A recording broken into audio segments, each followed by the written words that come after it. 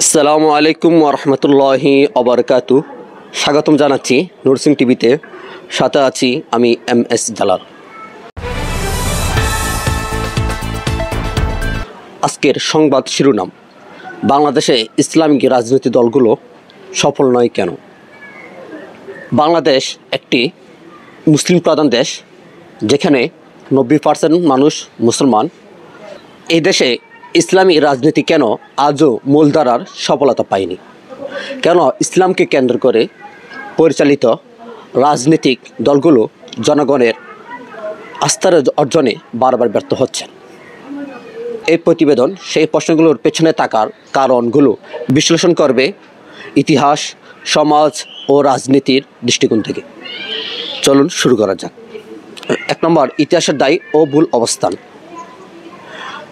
বাংলাদেশ স্বাধীনতা যুদ্ধকালীন সময়ে ইসলামী দলগুলো, বিশেষ করে জামায়াতে ইসলামী অবস্থান ভূমিকা জনগণের কাছে আজও বিতর্কের জায়গা তৈরি করে রেখেছে। স্বাধীনতার বিরোধিতার কারণে অনেক মানুষ ইসলামী দলগুলোকে বিশ্বাস করতে পারে না। 2 নম্বর পয়েন্ট হচ্ছে ভেদাভেদ ও ঐক্যের অভাব। দেশে অনেক ইসলামী দল আছে, কিন্তু তারা একে অপরের সমর্থন করার পরিবর্তে দ্বন্দ্ব লিপ্ত থাকেন।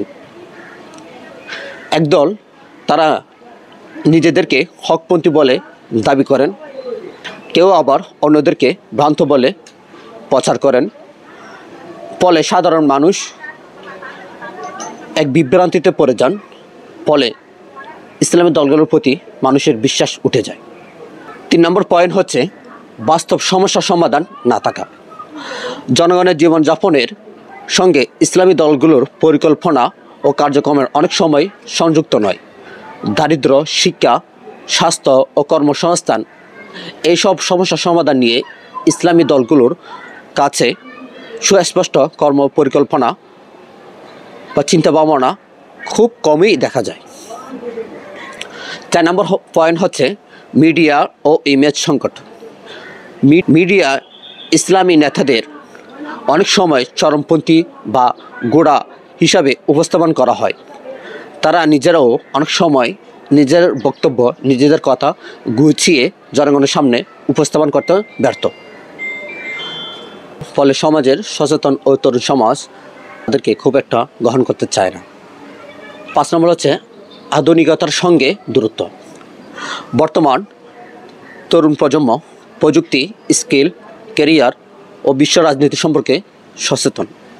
ইসলামী রাজনীতি যদি শুধু বক্তৃতা, ফতুয়া ও আবেগ দিয়ে চলে, তাহলে তাদের এই রাজনীতি তরুণ সমাজের মন জয় করতে পারবে না। 6 নম্বর পয়েন্ট হচ্ছে রাজনীতিক আপোষ ও বিশ্বাস হারানো।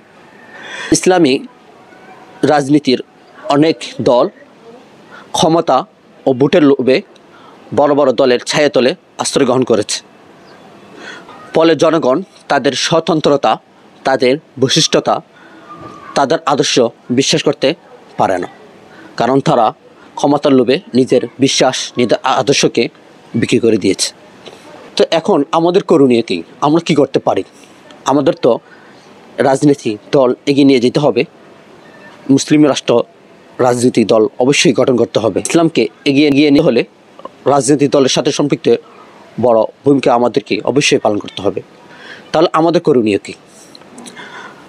আমাদের করণীয় হচ্ছে 1. ইসলামী রাজনীতির সম্ভাব্য পুনর্জাগরণ। 2. বাস্তব সমস্যা সমাধানমূলক পরিকল্পনা চিন্তাভাবনা করা। 3. মিডিয়ায় সক্রিয় এবং ইতিবাচক প্রচার। তরুণদের যুক্ত করা, ডিজিটাল প্ল্যাটফর্মে প্রবেশ। শেষ পয়েন্ট হচ্ছে সকল ইসলামী দলগুলোর মধ্যে ঐক্য গঠন। যতদিন পর্যন্ত এই দলগুলো, ইসলামী দলগুলো ঐক্য গঠন, একসাথে ঐক্য থাকবে না, ততদিন পর্যন্ত বাংলার মাটিতে ইসলামী দল তাদের অবস্থান পাক্কা করতে পারবে না। পরিশেষে বলা যায়, বাংলাদেশে ইসলামী রাজনীতি ব্যর্থ নয়, বরং এখনও পথ খুঁজে ফিরছে। যদি তারা নিজেদের ভেদাভেদ ভুলে ইসলামী আদর্শ, সুন্দর পরিকল্পনা, মানুষের চিন্তাধারা, জনগণের ভাবমূর্তি নিয়ে মাঠ পর্যায়ে কাজ করতে পারে, ইনশাল্লাহ বাংলার বুকে একদিন ইসলামী রাজনীতি দলগুলো সক্রিয়ভাবে ভূমিকা পালন করতে পারবে আমার বিশ্বাস। তো এই প্রতিবেদনটি কেমন লাগলো অবশ্যই কমেন্ট করে জানাবেন, আর ভালো লাগলে অবশ্যই আপনার প্রিয়জনের কাছে শেয়ার করে দিবেন। আর যারা আমাদের চ্যানেল এখনও সাবস্ক্রাইব করেন নাই তারা আমাদের চ্যানেলটি সাবস্ক্রাইব করে আমাদের পাশে থাকুন। স্টাই সিং, স্টাই আহেদ। আসসালামু আলাইকুম।